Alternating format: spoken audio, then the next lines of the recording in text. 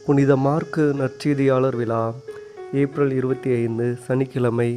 முதல் வாசகம். என் மகன் மார்க்குவும் உங்களுக்கு வாழ்த்து கூறுகின்றார். திருத்தூதர் பேதுரு எழுதிய முதல் திருமுகத்திலிருந்து வாசகம். அதிகாரம் 5 இறை வார்த்தைகள் 5 முதல் 14 வரை.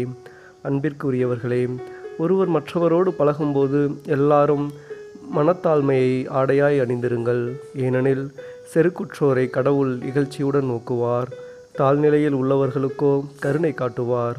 ஆகையால் கடவுளுடைய வல்லமை மிக்க கரத்தின் கீழ் உங்களை தாழ்த்துங்கள். அப்பொழுது அவர் ஏற்ற காலத்தில் உங்களை உயர்த்துவார். உங்கள் கவலைகளை எல்லாம் அவரிடம் விட்டுவிடுங்கள், ஏனென்றால் அவர் உங்கள் மேல் கவலை கொண்டுள்ளார். அறிவு தெளிவோடு விழிப்பாயிருங்கள். உங்கள் எதிரியாகிய அழகை யாரை விழுங்கலாம் என கர்ச்சிக்கும் சிங்கம் போல தேடித் திரிகிறது.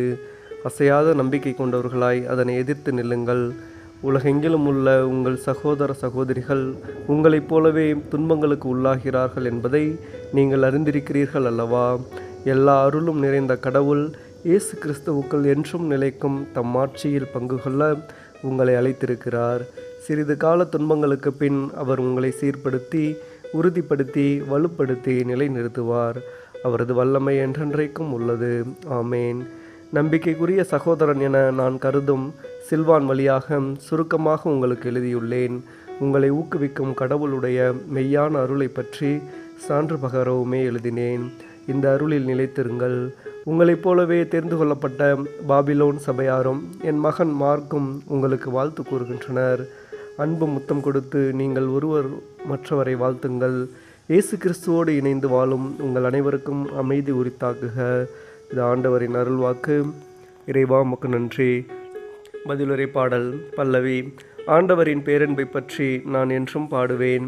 ஆண்டவரின் பேரன்பை பற்றி நான் என்றும் பாடுவேன். நீர் உண்மை உள்ளவர் என தலைமுறை தோறும் என் நாவால் அறிவிப்பேன். உமது பேரன்பு என்றென்றும் நிலைத்துள்ளது என்று அறிவிப்பேன். உமது உண்மை மானை போல் உறுதியானது. பல்லவி. ஆண்டவரின் பேரன்பை பற்றி நான் என்றும் பாடுவேன். ஆண்டவரே, வானங்கள் உம் வியத்தகு செயல்களை புகழ்கின்றன. தூயவர் குழுவினில் உமது உண்மை விளங்கும். வான்வெளியில் ஆண்டவருக்கு நிகரானவர் யார்? தெய்வ மைந்தர் குழுவில் ஆண்டவருக்கு இணையானவர் யார்? பல்லவி.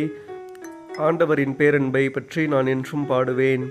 விழாவின் பேரொளியை அறிந்த மக்கள் பேர் பெற்றோர். ஆண்டவரே, உம் முகத்தின் ஒளியில் அவர்கள் நடப்பார்கள். அவர்கள் நாள் முழுவதும் உம் பெயரில் களி கூறுவார்கள். உமது நீதியால் அவர்கள் மேன்மை அடைவார்கள். பல்லவி. ஆண்டவரின் பேரன்பை பற்றி நான் என்றும் பாடுவேன். நற்செய்திக்கு முன் வாழ்த்தொலி. நாங்கள் சிலுவையில் அறையப்பட்ட கிறிஸ்துவை பற்றி பறைசாற்றுகிறோம். அவர் கடவுளின் வல்லமையும் ஞானமுமாய் இருக்கிறார். அல்லேலூயா. நற்செய்தி வாசகலாம். படைப்பிற்கெல்லாம் நற்செய்தியை பறைசாற்றுங்கள். மார்க்கு எழுதிய தூய நற்செய்தியிலிருந்து வாசகம். அதிகாரம் 16 இறை வார்த்தைகள் 15 முதல் 20 வரை. அக்காலத்தில் இயேசு 11 தோன்றி, உலகெங்கும் சென்று படைப்பிற்கெல்லாம் நற்செய்தியை பறைசாற்றுங்கள். நம்பிக்கை கொண்டு திருமுழுக்கு பெறுவோர் மீட்பு பெறுவர். நம்பிக்கையற்றோரோ தண்டனை தீர்ப்பு பெறுவர்.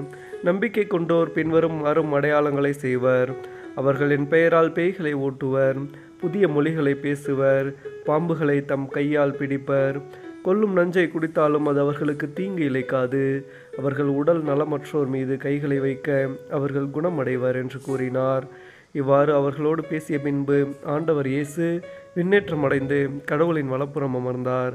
அவர்கள் புறப்பட்டு சென்று எங்கும் நற்செய்தியை பறைசாற்றினர். ஆண்டவரும் உடனிருந்து செயல்பட்டு நிகழ்ந்த அரும் அடையாளங்களால் அவர்களுடைய வார்த்தையை உறுதிப்படுத்தினார். ஆண்டவரின் அருள்வாக்கு. கிறிஸ்துவே மக்கு புகழ்.